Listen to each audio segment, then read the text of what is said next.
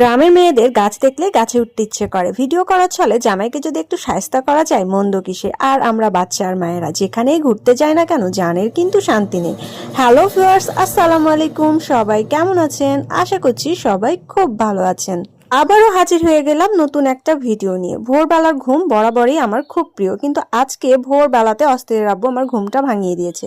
কারণ কি জানেন? তার মন চেয়েছে এই ভোরবেলাতে নদীর পাড়ে হাঁটতে যাবে। তো কি আর করা, জামাইয়ের হাত ধরে ঘুম ঘুম চোখে হাঁটতে বের হয়ে পড়লাম। ভোরবেলাতে বাড়ির বাইরে বের হয়ে আমি তো পুরাই অবাক। দিনের অন্যান্য সময় এবং রাতের বেলাতে শহরের পরিবেশটা যেমন থাকে, এখন কিন্তু ঠিক তার উল্টো। পুরো শহরটা মনে হচ্ছে একদম সাজানো গোছানো গল্পের শহর। আর সেই গল্পের শহরে আমি আর আমার প্রিয় মানুষ ছাড়া কেউ নাই। চারিদিকে ফাঁকা, কি সুন্দর পরিবেশ। পদ্মার পাড়েও কিন্তু তেমন কোনো মানুষ নেই, কোনো ভিড়ভাট্টা নেই। আর আছে নির্মল বাতাস, যে বাতাস মন ছুঁয়ে যায়। প্রকৃতির সেই নির্মল বাতাসে নিশ্চিন্তে ঘুমিয়ে আছে প্রকৃতির এই প্রাণীগুলো। মন মাতানো এই মিষ্টি বাতাস আর চারিদিকের ফাঁকা ফাঁকা পরিবেশ সব মিলিয়ে আমার মনটা যেন প্রশান্তিতে ভরে উঠল। আর এই ফাঁকা ফাঁকা পরিবেশে নিজের শরীরকে ফিট রাখার জন্য কিছু আঙ্কেলরা ব্যায়াম করায় ব্যস্ত। এছাড়াও দেখা যাচ্ছে কিছু ডায়াবেটিক্স আন্টিদের, তারাও নিজেদেরকে সুস্থ রাখার জন্য হাঁটাহাঁটি করে বেড়াচ্ছে। আর তাছাড়া বাকি জায়গাটা কিন্তু পুরোপুরি ফাঁকা, মানে এই সময়টা কিন্তু শরীর মন সবকিছুকে সুস্থ রাখার একটা উত্তম পরিবেশ।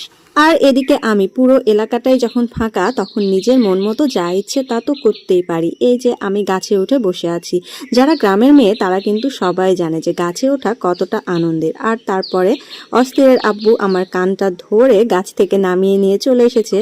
এখানে অস্থিরের আব্বু আমাদের ছেলে মেয়েকে আমাদের প্রথম পরিচয়ের জায়গাটা দেখিয়ে বলছিল, এই সেই ম্যাকডোনাল্ডস যেখানে তোমার আম্মুকে আমি প্রথম দেখেছিলাম। সেই সাথে আপনাদেরকেও জানিয়ে দিলাম যে আমি আর অস্থিরের আব্বু প্রথম কোথায় দেখা করতে এসেছিলাম। এর আগে কখনোই আমি পদ্মার পাড়ে ভোরবেলাতে আসি নাই, সেজন্য পদ্মার পাড়ের এই সৌন্দর্য আমার আগে কখনোই দেখা হয় নাই। আর সেই সাথে এই যে কৃষ্ণচূড়ার ফুল, যার দিকে তাকালে মনটা এমনিতেই ভালো হয়ে যায়। আর বিশেষ করে এই মন মাতানো বাতাস, যেটার কথা আমি কিন্তু আমার ভিডিওটাতে বারবারই বলছি, এই বাতাস যেন আমাকে পাগল করে দিয়েছে।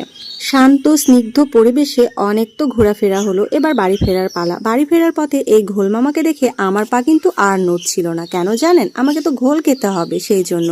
সকালের মিষ্টি মিষ্টি বাতাসে হাঁটাহাঁটির পরে এরকম মন ঠান্ডা করা ঘোল খেতে পারলে পরানটা কিন্তু একদমই জুড়িয়ে যায়। ঘোল খেয়ে পরানটা তো জুড়িয়ে গেল, কিন্তু কিছুক্ষণ পরে কিন্তু আবারও পেটের ভিতর ইঁদুর দৌড়াবে। কারণ আমরা বাঙালি, আমাদের সকাল দুপুর রাত সব বেলাতেই ভরপেট খাবারের প্রয়োজন। আর তাই তো অস্থিরের আব্বু আমাকে জোড়াকালি থেকে সকালের নাস্তাটা কিনে দিল। এখানকার নাস্তাটা আমার বরাবরই খুব পছন্দ। আর নাস্তা কিনে মনের আনন্দে নাচতে নাচতে আমি বাড়ি